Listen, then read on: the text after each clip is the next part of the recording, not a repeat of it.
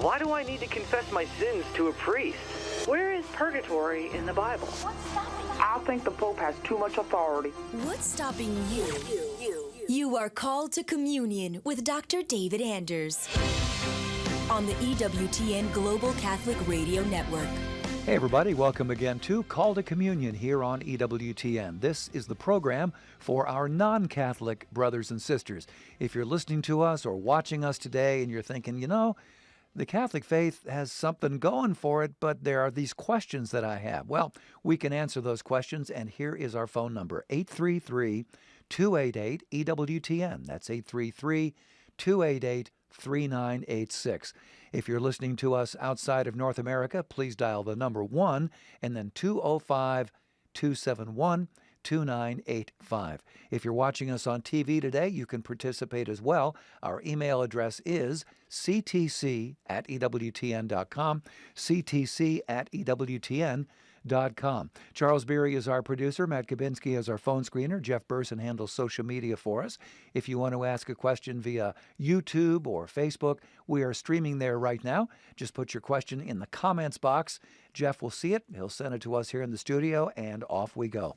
I'm Tom Price, along with Dr. David Anders. Tom, how are you today? Very well. How are you, my friend? I'm doing decent, thank you. Got an interesting email here from someone named David, also David. He says, well, why am I not Catholic? Last month, you talked about being on the fence during your own conversion. Well, I feel super glued to that fence, and I don't feel like I have anybody that I can talk to or push me in the right direction like your wife did back in the day. Maybe I need to reach out to some Catholic folks to speak with. What do you think? Yeah, thanks. I appreciate the question. I can very much understand your dilemma and the being on the fence and like wanting to know what is the thing that's going to push me over the edge and really compel me to go. Well, yeah, believe it or not, that's one of the things that led me to EWTN so many years ago. I don't mean that led me to flip on the radio station. It led me to actually come out here physically to the campus. Yeah. I live about 5 miles away, and I had called up the Coming Home Network and said, I need a real live breathing Catholic who used to be Protestant that I can talk to. And that they put me in touch with somebody that worked at the network, and I came out here to engage. And but I had grown up in the Calvinist tradition and had this sort of idea in the back of the mind, really derived from Calvinism, that faith is it's just a thing that happens to you. Kind of comes at you like a flash of inspiration. It's a work of divine providence, and my own agency in the matter really doesn't matter, or is secondary at best. And while the Catholic Church does teach that faith is a gift, it also teaches that faith is very much a human act. It doesn't just come to you out of nowhere. It is a decision. It's an act of the will commanding the intellect to assent to divine revelation. And that means that you can sit on the fence forever until you make the decision to believe. Now, you say, how can I just decide to believe? Well, you don't decide something in a vacuum, but there is a moral component to the act of faith in the same way that I make a decision to believe my wife if she tells me something that I can't independently verify. My wife says, for example, I've got to go to this meeting on Thursday and I need you to pick up the kid from school. I don't say, wait, let me see if I can prove that out of the philosophy books. And, what do the geology textbooks say about that? At some point, I have to just rely on her testimony. Of course. And that's the morally appropriate thing to do, because that's what being in relationship with a trustworthy person is about. Mm-hmm. And in the same way, at some point, you have to just make the decision to entrust yourself to the Catholic way of life because you know that it's good. And rely on the representations, the testimony of the Church, because she's reliable. And what's the benefit? What's the payoff for doing that? Well, you get to live the Catholic way of life that is transformative and transcendent and promises eternal life as a reward, and evidences the saints in proof of its claims. Right? It really does make you holy and change you if you live it generously and faithfully. And you see that's evident to you, and you have to say, I'm tired of being outside. I want to get on the inside into the family of God that's the Catholic faith and to actually live the thing. But to do that, I've got to choose to get off the fence. Would it help you to talk to real Catholics? Probably, but some real Catholics are more helpful than others. True. So keep listening to EWTN. Yep. All right. David, thank you so much for your email. Here's another one now from Dolores. What does it mean to be made in the image and likeness of God? How are we like him? Yeah, thanks. So traditional Catholic teaching here is that we're like God, all of us, insofar as we're rational. We have the capacity to deliberate morally about our actions, and we can choose based on that deliberation, that freedom and that rationality and that ability to anticipate the results of our actions and to evaluate things according to their moral good or their transcendent good. That's what makes us made in God's likeness and image. Now, we have a problem, and that is that this nature that God has given us is both an endowment, it's a gift, but it's also a kind of an obligation. There's an achievement. There's something to be achieved in living this rational, moral life that most of us fall short of. We have various problems in our affections, in our emotional life, and even in our cognitive life that detract us from the true, the good, and the beautiful. That needs to be healed. That's what we call the wounds of original sin. They need to be healed within us. And so the teaching of the church is that through Christ, we regain what we somewhat lost in Adam, which is this being made in God's likeness and image. We're reformed after the image of Christ so that we become perfectly what we already are. Okay. Well, very good. And thank you so much, Dolores, for your email. It was a good one. If you have a question you'd like to ask via email, here's the address, ctc@ewtn.com. ctc@ewtn.com. On each of our programs, our live shows, that is, we try to answer 2 or 3 emails in every show, and then once a month or so we'll pull out the mailbag and answer a whole passel of emails. So on one way or the other, we'll hopefully get your question answered. However, today we are going to the phones, and we'll be doing that in just a moment here. Our phone number, 833-288-EWTN. That's 833-288-3986. And again, if you're listening to us outside of North America, please dial the number 1 and then 205-271-2985. Back in a moment, we'll be talking with Nick in Detroit, also Brenda in Texas. Lots more to go here on this edition of Call to Communion with Dr. David Anders. Do stay with us.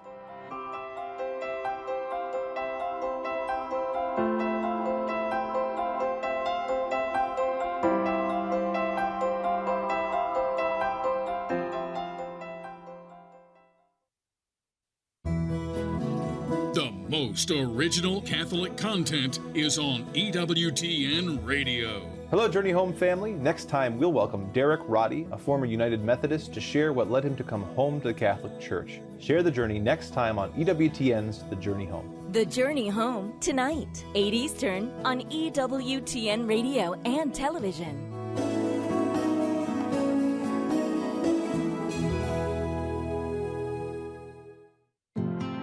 Have you ever heard someone say, you've got to believe in yourself? G.K. Chesterton says the people who believe in themselves are all in lunatic asylums. You have to believe in something outside yourself. You have to believe that there's a greater reality than the one inside your head. If the only thing you believe in is yourself, your world will become very small, about the size of a padded cell. We live in a world that rejects the worship of the one true God and has substituted something called the God within.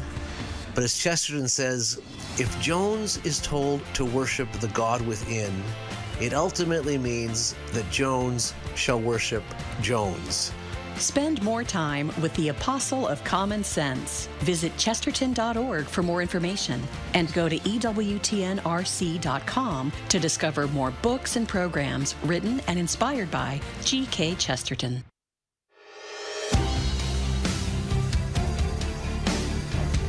It's Call to Communion here on EWTN. If you're ready now, let's go to the phones at 833-288-EWTN.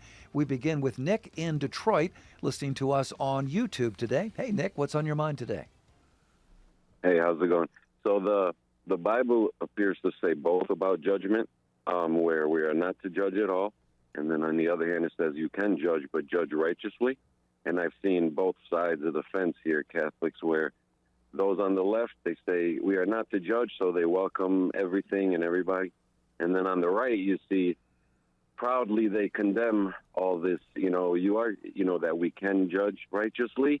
So they proudly condemn, all acts of whatever, homosexuality and lukewarm Catholics. And so the question is, what are we to judge at all, and what is the correct way to judge? Yeah, thanks. What a great question. So I've seen what you're talking about, but I think that it is both sides of the ideological divide are selective in the way they judge. And so you'll often hear from people on the left, for example, well, you shouldn't be judgmental, but then they have a lot of very judgmental things to say about those that contravene their various convictions about, say, social justice, the way they define those terms, right? And you might hear people on the right say, well, we really have to pass judgment on these sexual sins, and yet become strangely quiet when members of their own sect, members of their own group, are found to have, maybe, dipped their hand in the offering basket or some other transgression, but it doesn't fall within the ideological parameters that would call for censure, and they want to kind of rally the troops and protect their own. So, and this is what the bishops got in trouble for, actually, when it came to the sex abuse crisis, was covering up and this kind of business. So I think you find selective judgment on each side, and they tend to judge in ways that reinforce their own sort of tribal identities and their ideological preferences.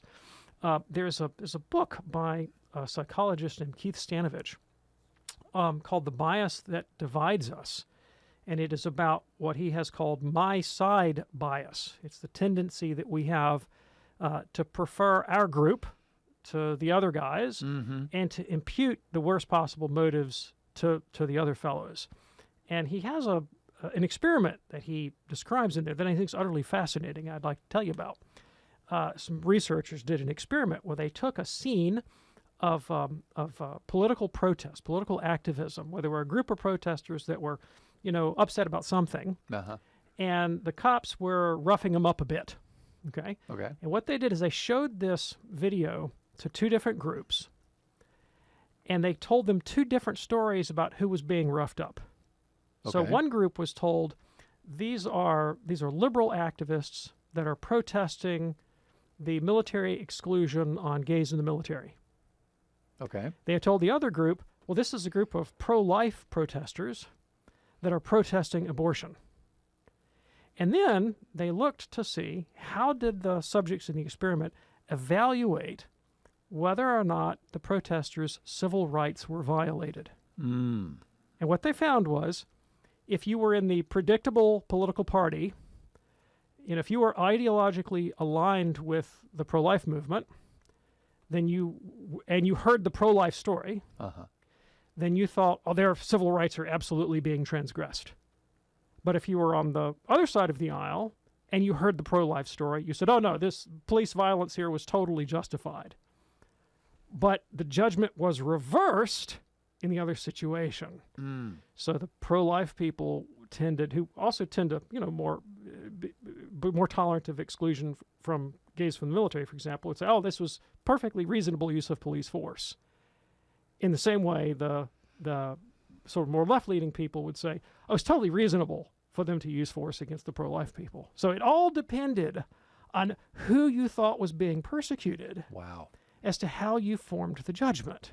Now, my takeaway from all of that, and this goes to the depths of your question, is how actually do we judge? What does it mean to judge rightly? Right? Well, I think it means being keenly aware, among other things, of our capacity for self-deception, for delusion, to the way I can let my own ideological preferences or my own agenda influence my judgment.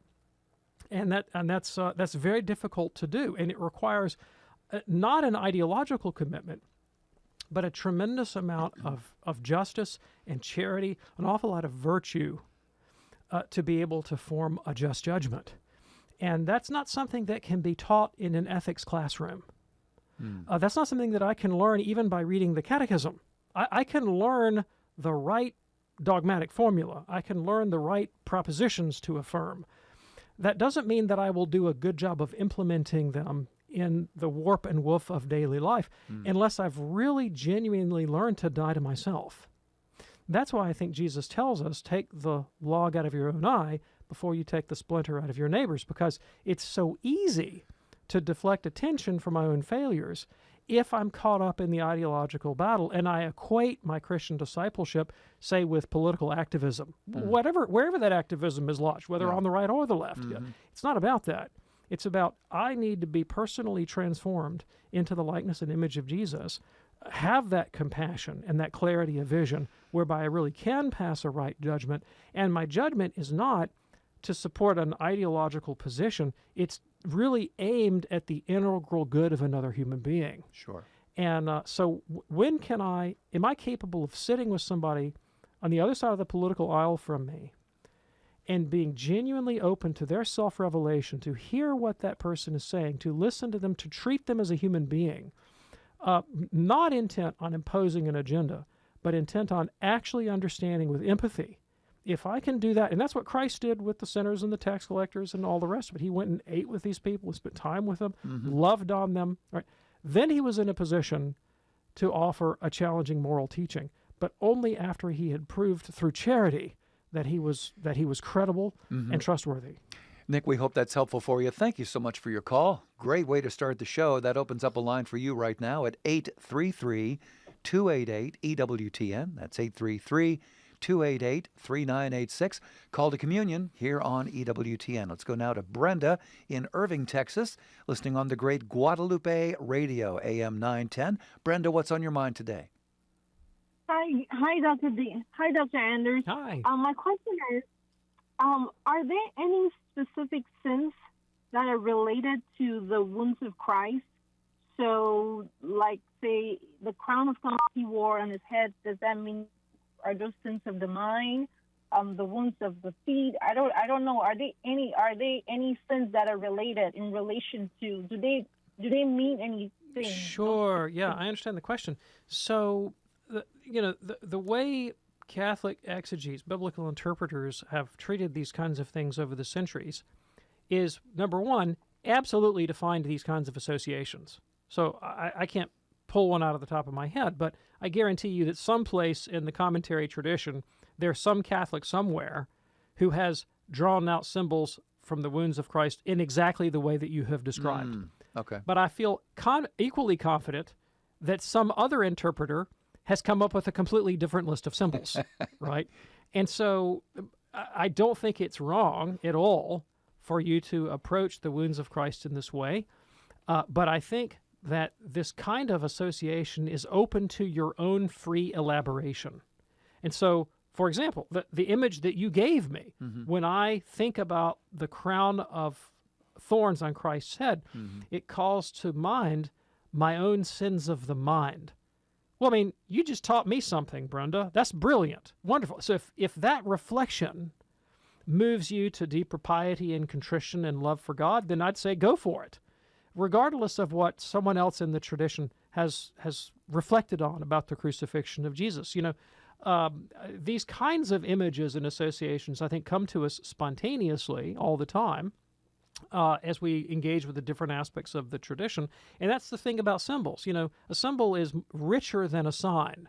A stop sign has pretty much one unambiguous meaning. Yeah. Stop, right? Stop. But a symbol draws in so many more dimensions. It's a richer way of connecting to realities, and it's really open to a kind of free elaboration that knows no bounds. And so, whatever engagement with the images of the faith will move you to faith, hope, and charity, go with that. Yeah, absolutely. Brenda, thank you so much for your question. It is a Call to Communion here on EWTN with Dr. David Anders. If you have a question for us, or if you'd like to tell us what is stopping you from becoming a Catholic, the way our first emailer did, do give us a call at 833-288-EWTN. That's 833-288-3986. Here is Phil now in Oklahoma, listening on, Sirius XM, channel 130. Hey, Phil, what's on your mind today? Yes, I called a few weeks ago about the book of John, and the doctor agreed with me that it is a book of signs and symbols, but I didn't get the second part of my question. So my second part of the question was, did the wedding at Cana actually happen, and the woman at the well, did that actually happen, or those symbols? Okay, yeah, thanks. I really appreciate the question. So I do think that the way you have framed it presents a false dichotomy. That is to say, either these are historical episodes or they are symbols. And when St. Thomas Aquinas, who's the common doctor of the Catholic Church, talks about allegory as a literary form in the Scriptures, Thomas says, look, human writers can use foreshadowing and symbolology and allegory. They can use these literary techniques in their works. God can too, with this added benefit. He can write the symbols into the historical narrative.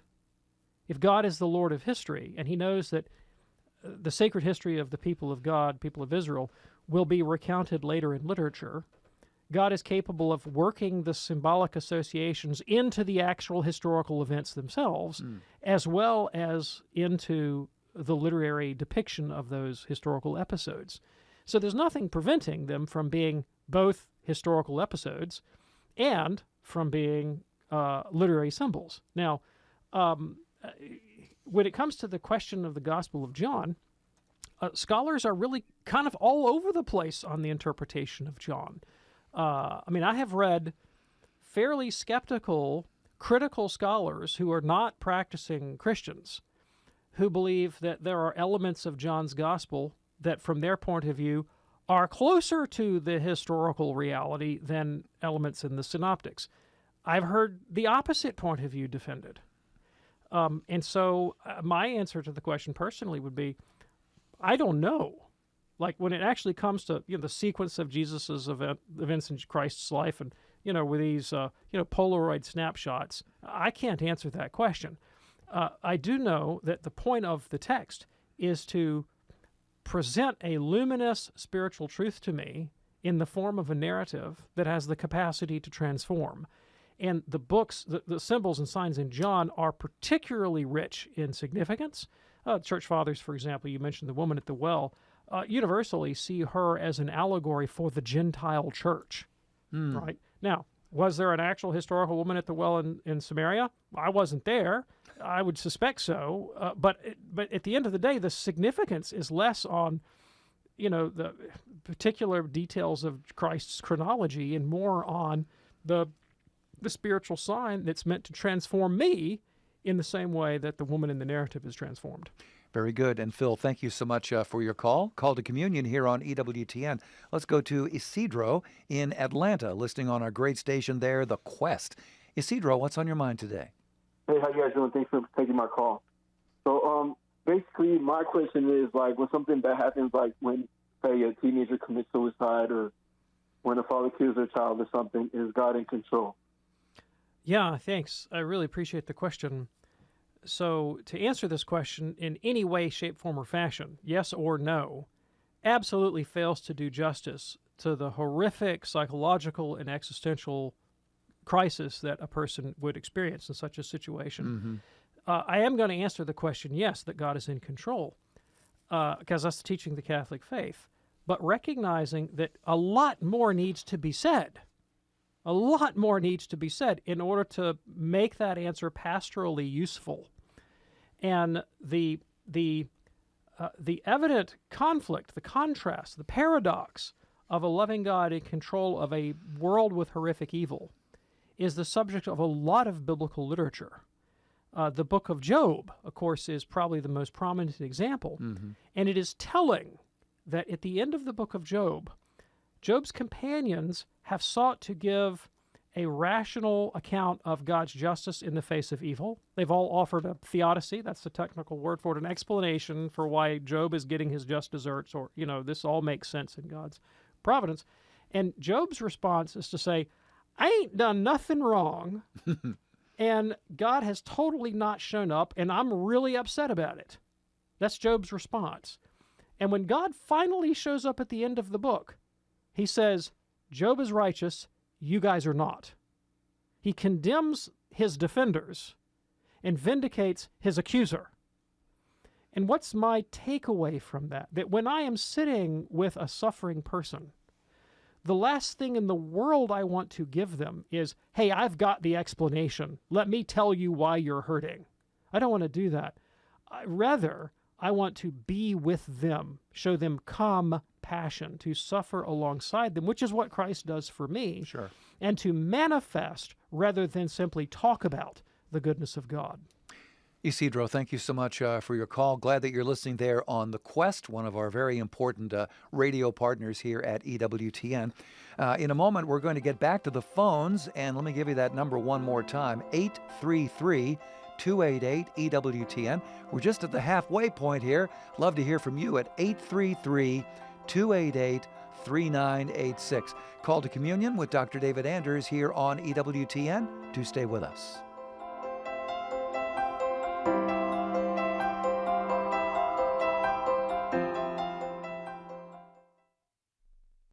The destination for great Catholic audio programming is EWTN Podcast Central, featuring the best of EWTN radio, as well as faith-filled podcasts from our friends and affiliates across the nation, all in one place, all free.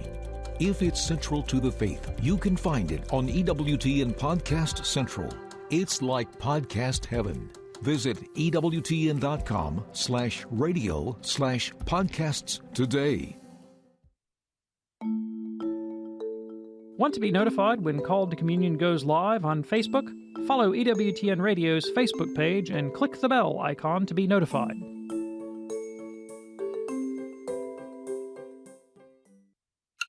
"60 Seconds" with Archbishop Fulton J. Sheen. Our Lord worked many miracles. Here are some of the characteristics about them. First, he worked them as signs to convince men of the fact that he who came to work these miracles was the one that was promised. He never worked a miracle to amaze a multitude. He never worked a miracle to satisfy his hunger or his thirst. He never worked a miracle to obtain a living. He never received money for the things which he accomplished. He refused to convert the stones of the wilderness into bread to satisfy his own hunger, or to cause water to gush out of a rock to slake his thirst. Instead, he asked a woman to let down her bucket to give him a drink. The people you know and trust are on EWTN. Join us to talk all about relationships tomorrow on Take Two with Jerry and Debbie on most of these EWTN stations. Now back to Call to Communion with Dr. David Anders.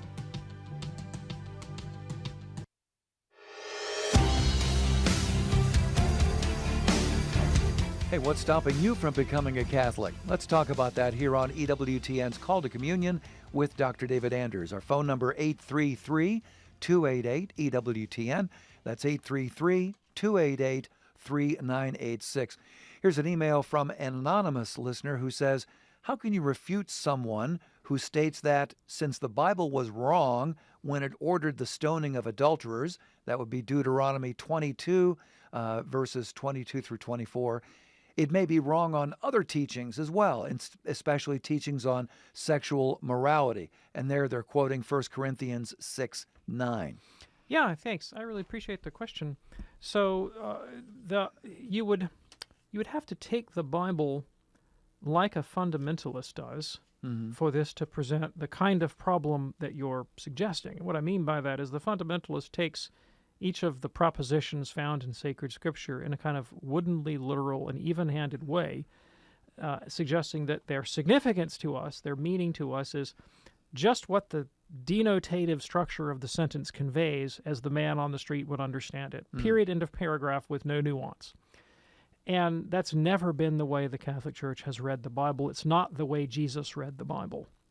And so the position of the New Testament on the Old Testament is that the Old Testament Mosaic law is a kind of concession with a sort of historical relativity built into it, the purpose of which is to guide the people of God, especially Israel, to the coming of the Messiah, in whom the fullness of God's revelation is made manifest.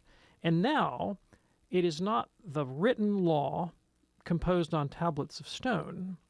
It is the new law summed up in the twin commandments of loving God and loving neighbor that is written on the heart that is ultimately conveyed by Christ. And there is no subsequent revelation. You can't get better than God in the flesh and the love of God and neighbor as the ethic defining your life. That's the sum total of man's religious aspiration. And when it comes to the specific details of the law, what does it actually mean in real time to love God and to love your neighbor? Well, loving my neighbor means not that I follow a list of prescriptions derived from the Old Testament, but that I seek my neighbor's genuine integral good, meaning I have to actually really know what a human being is. I have to really know what my neighbor is. And I need charity to do that because I have to really care, but I need a lot of wisdom. Need a lot of prudence. I may need scientific investigation, may need philosophy, may need all kinds of tools really to get at the question of what is the integral good of my neighbor. And the Catholic position, and I won't go into great detail and defend this now because I'm running a bit long, but it's essentially that there are specifics that we can know about the integral good of a human person from rational, scientific, philosophical analysis. And that is ultimately what's compelling to us. Now, when you talk about the human sexuality thing, this is not determinative, but it's suggested, and I'll just throw this out there. There's a sociologist by the name of Mark Regnerus who published a study several years ago called the New Family Structure Study that evaluated the outcome on children of being raised in a traditional two-parent male-female home versus some of the more fashionable alternatives. And essentially what Regnerus found was that, lo and behold, kids do better when they are raised, all things being equal, and sometimes they're not equal. Right. But all things being equal, in the generality of cases, children do better when they're raised by their biological parents, who, by the way, in case you missed this, will necessarily, by a kind of a biological demand, be a man and a woman. Sure. And so there are ethical conclusions that you can draw from that kind of research. And that's just one domain of scholarship. That's just sociology. But there are things like, okay, well, all things being equal, the welfare of families and children is better served by supporting the integrity and the dignity of men and women having babies. Go figure. Absolutely.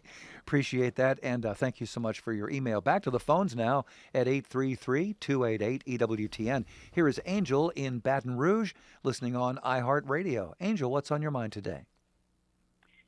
Good afternoon, gentlemen. I have a question I think Mr. Anders can help me with. My son attended a Presbyterian service yesterday, and he brought home they had like a little bulletin they handed out, the liturgy that they celebrated, and they recited the Apostles' Creed. And of course, in the Apostles' Creed, it states, "I believe in the Holy Spirit, the Holy Catholic Church, the communion of saints," and it's printed here. I'm looking at it in this little handout.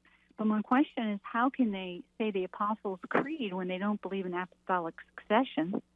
And how can they believe in the Holy Catholic Church when they're Presbyterian? Yes, thank you so much. Great questions, both of these. So the reformers of the 16th century, Martin Luther, John Calvin, Cranmer, Zwingli, and a lot of them, those that gave us Protestantism, were very keenly aware of this problem.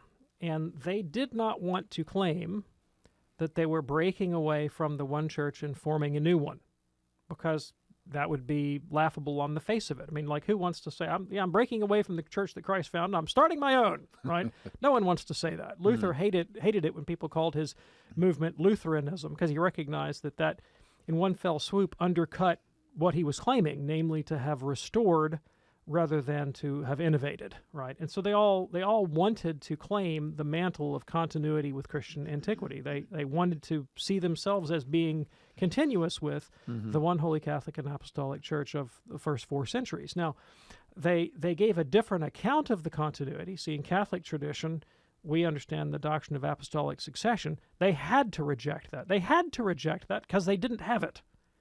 None of them had apostolic succession, so they couldn't make their claim to authority rest on that. And so what they claimed instead was it's not the succession from the apostles that validates our ministry, it's the doctrine of the apostles that we've recovered. That's the way they argued. Okay. Occasionally, they would claim more. They would claim a kind of prophetic inspiration, a sort of a direct vocation from God. The other reformers definitely talked about Luther in that way. Some of Calvin's contemporaries talked about Calvin in that way. Calvin himself, in a number of sermons, would use that kind of language about himself. He thought he had a kind of divine vocation, call on his life to preach apostolic doctrine, and he was this apostolic figure, not in virtue of the laying on of hands, but in virtue of this sort of private, subjective endowment that God had given him. And so they, and there in a few places, they even sort of tease around a kind of doctrine of apostolic succession. Interestingly, once they felt like they had restored the church to its integral purity, they were much keener on a doctrine of ordination. All right, so you find in Calvin, for example, in the early Calvin of, say, 1535, 36, he's much less insistent on ordination as a qualification for ministry. Why? He wasn't ordained. That's why, right? But as you move into the 1540s and the 1550s, Calvin becomes much more insistent that only a validly ordained ministry can take up the ministry of the Word. A validly ordained minister can take up the ministry of the Word. Interestingly, in the period after the revocation of the Edict of Nantes in France, this is when Louis XIV had revoked the Edict of Nantes, which was an edict of toleration of Protestants. I think this is 1685. And he said, well, there are no Protestants left in France, so we don't need this edict anymore. Protestantism is now illegal in France. There was a group of Protestants in the Cévennes region of southern France that up in the mountains that held out against that decree and sort of went into this rebellion mode, and they had a lot of charismatic displays and speaking in tongues and claims to prophecy and this kind of thing. And there was a fellow by the name of Antoine Cour who didn't like all the charismatic hoopla, and he wanted to restore the Reformed or Presbyterian Church to what he thought of was sort of decency and order. And interestingly, to do this would have been late 17th century. He travels to Geneva, the home of Calvin, to receive ordination, the laying on of hands from the Calvinist ministry. Okay. And then on the strength of that, he goes back into the Cévennes and claims, you see what I'm saying? Like a kind of quasi-apostolic succession. Wow. In order to whip the French prophets into shape and get them back into ecclesiastical discipline. So all that's a very long answer to your question, but like they know that they need a kind of apostolic authority. And they've kind of waffled back and forth between a sort of weak embrace of apostolic succession, all of which is motivated by polemical necessity, because they can't admit we broke away. Because as soon as you say we broke away, then you've given up the whole game. Yeah. And why do I want to follow, like the Church of Calvin? I don't want the Church of Calvin. I want the Church of Jesus. How do we know what that is? And the truth of the matter is what led me out of Calvinism it wasn't just their spurious claim to succession. It was their doctrine. Of course. Because the whole thing lands on this question of, hey, we're the guys that recovered apostolic doctrine. No, you didn't. Go read the 2nd century fathers. No, you didn't. No, you didn't. The doctrine and the authority and the succession and the sacraments of the apostles continues within the one, the holy, the one and only Holy Catholic Church. We're big believers in both and, aren't we? Both and. Definitely. Angel, thanks so much for your call. It's called Communion here on EWTN. I'd like to take a moment here to say a few words about EWTN's National Catholic Register. It's America's most trusted Catholic news source with a comprehensive view of the world from a Catholic perspective. You can give a gift subscription or subscribe for yourself and save up to 42%. Visit ncregister.com today. ncregister.com. Right now, you can also receive daily, weekly, or alert emails from the Register. No charge for that. Visit EWTN.com, click on the word subscribe. You'll see a menu of things that you can subscribe to. Choose the register, and you are good to go. Back to the phones now here on Call to Communion on EWTN. Here is William in Atlanta, listening on The Quest. Hey, William, what's on your mind today, sir?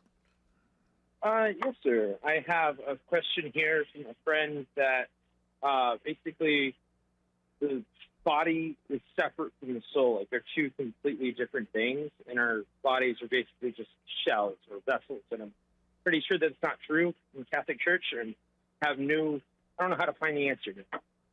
Yeah, thanks. I really appreciate the question. So, in the call screener's description of your problem, I may have misread it, but I think there was maybe a hint of whether or not there's an exegetical solution to this problem. Can we find something in Scripture that would settle that? Maybe in the Corinthian correspondence. Maybe I read that wrong, but I think maybe it's where we're going. I think so. And I'd like to say at the outset, that's not the way to solve it. Right? That the sacred Scripture is not given to us so that we can deduce from the pages of the Bible a fully worked out philosophical anthropology. And I don't think that's too difficult a claim to substantiate. I mean, go read the Bible. Does it read like a philosophical treatise on the nature of the soul from Aristotle?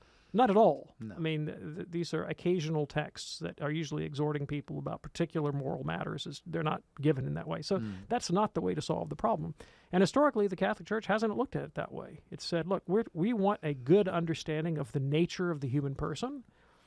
And yes, we have reference to divine revelation, but we have to flesh that out with philosophical and scientific analysis.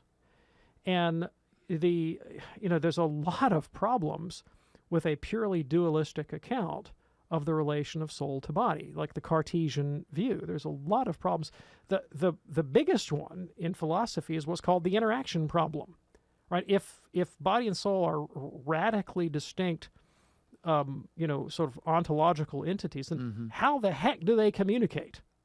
I mean, Descartes thought it was through the pineal gland, but I mean, that's kind of ridiculous. And the more we learn about human cognition, the more we see that Descartes' position is absolutely untenable, right? That we don't know purely rationalistically in a vacuum from empirical experience. Our knowledge is very, very much embodied and embedded in the physical and natural and social worlds. And since our analysis of the soul and all our affectivity and our decision-making and all of that is where the relevance of this doctrine comes in. You have to take account of all that embodied, embedded physical stuff to give an account of how is it that our cognition and our affectivity and our decision-making actually function in real time. And 200 years of 2,000 years of philosophy and a good 60 years of hard cognitive science all count much against the Cartesian view. So the classical Catholic view, and you alluded to this with the call screener, of course, is hylomorphism, right? Which is that the soul is what we mean by the kind of structural functional organization that gives a unitary coherence to the human person and makes him into the kind of rational thing that he is, but not to be conceived of as, the ectoplasmic toothpaste inside the toothpaste tube. Okay. And William, thanks so much for your call. Call to Communion here on EWTN. Got a call from Jean in Wyoming. Jean says, where does the Church of Latter-day Saints fall in with apostolic succession? And what are their thoughts on Jesus? Yes. So they do not possess apostolic succession. And if there is a way to intensify an absolute negative, I would say they really, really, really, really don't possess. Underlined. Really don't possess apostolic succession. Okay. Interestingly, they don't claim to. Not in the way that Catholics understand the term. The Latter-day Saints' position is that apostolic succession ceased, that it was utterly eradicated with the death of the last apostle. They are radical primitivists, radical restorationists in this regard. They think that there was a dearth of apostolic revelation and authority, an absolute absence of it for 1900 years, until Joseph Smith dug it out of a hillside in upstate New York. And so theirs is not so much a doctrine of apostolic succession as a doctrine of apostolic destruction and reinstitution. Now, from a Catholic point of view and just from an historical point of view, that claim is wildly fantastical and wholly incredible, because the Mormons teach all kinds of things about history that are manifestly false. Most evident is Smith's claim that Native Americans were descended from the 12 tribes of Israel, and we know from archaeology and DNA evidence that Native Americans have been on the continent for something like 15,000 years, long before Abraham, and are in no way descended from ancient Semites. So there that is. And the other question, what are their thoughts on Jesus? Oh, yes. He's the biological son of a human father that they call God, who had, by some sort of apotheosis, became divinized in the manner of Greek mythology, not the way the Catholic Church understands God. And his brother is Satan. So those are things that the Mormons believe about Jesus. Well, there that is. Gene? By the way, yes. Catholics don't believe any of what I just said. Thank you. Okay. I appreciate that. Gene in Wyoming, thanks for your call today. Here is Pamela, a first-time caller from Dallas, listening today on YouTube. Hey, Pamela, what's on your mind today? Hi, Dr. Anders. I wanted to ask, is it licit or valid for my cousin to attend a SSPX Mass? And I want to understand the difference between licit and valid. Okay, thanks. So valid is not a word that we need to use one way or the other with respect to your cousin's participation, right? Because the question of validity would only come in regarding the celebration of the sacraments, whether or not the Mass celebrated by a priest of the society is valid or not, right? We wouldn't talk about a communicant's participation as valid or not. We would talk about the celebration of the Mass as valid. Now, what the Church has said is that the sacraments of the SSPX are valid. They are valid. Well, their Mass is valid. Their ordinations are valid. Up until recently, their sacrament of reconciliation was not valid. Up until recently. The reason why is that for the validity of reconciliation, you need proper jurisdiction.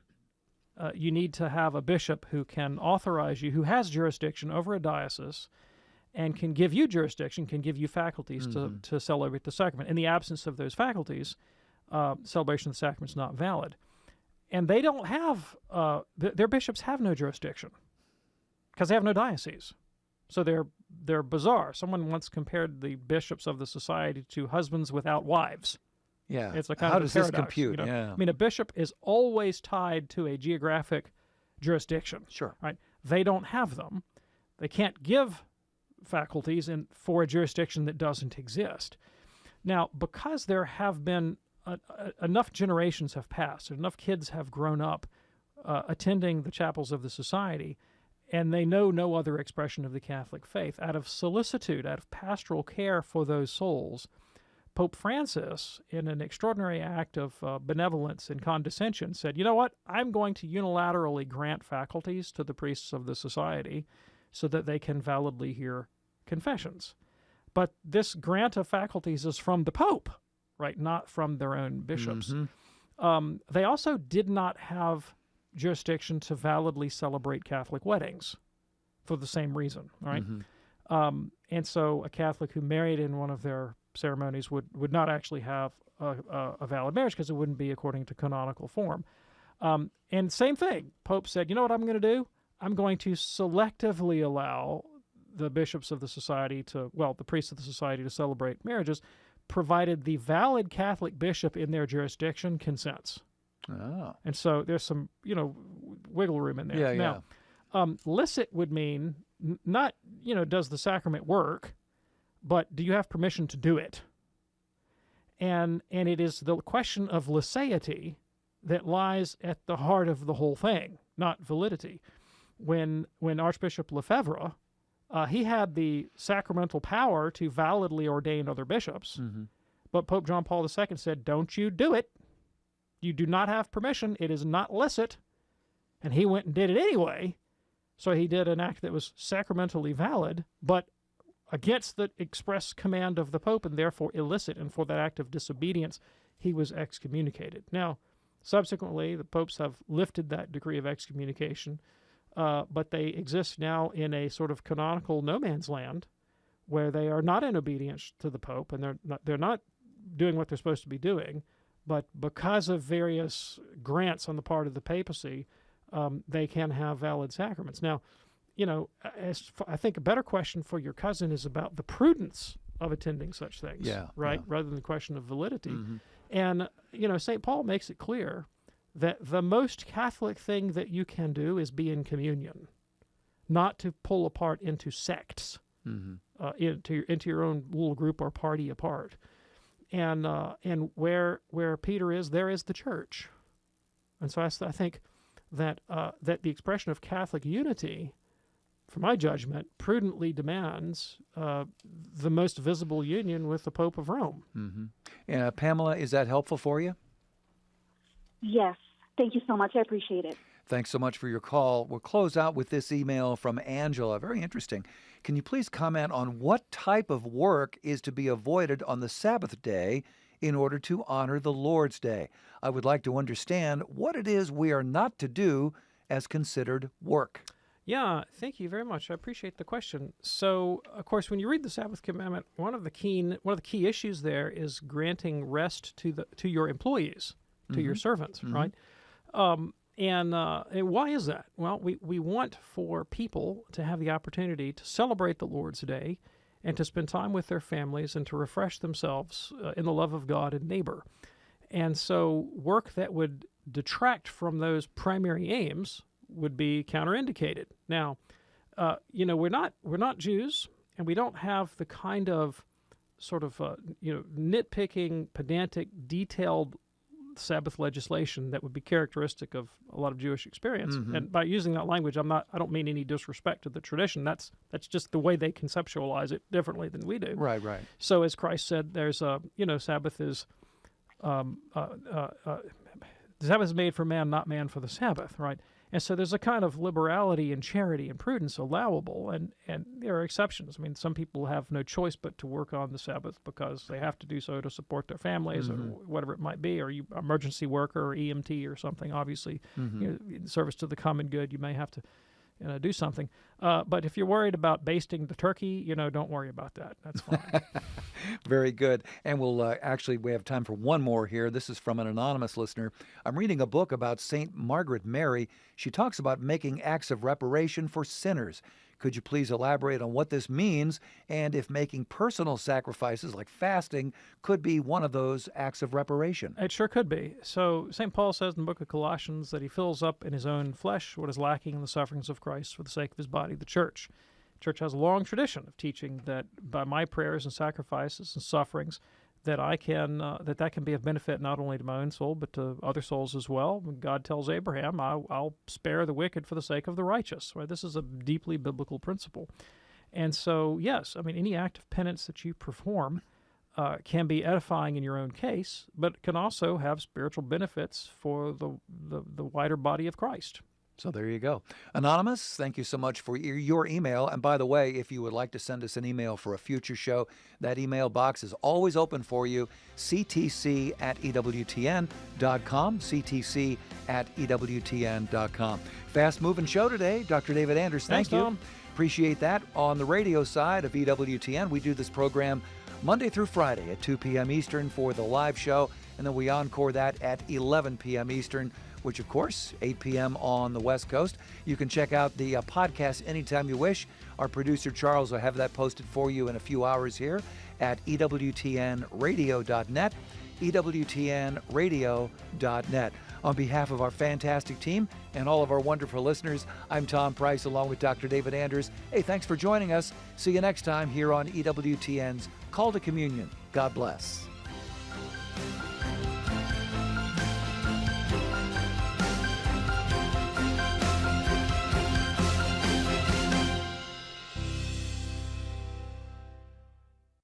The most original Catholic content is on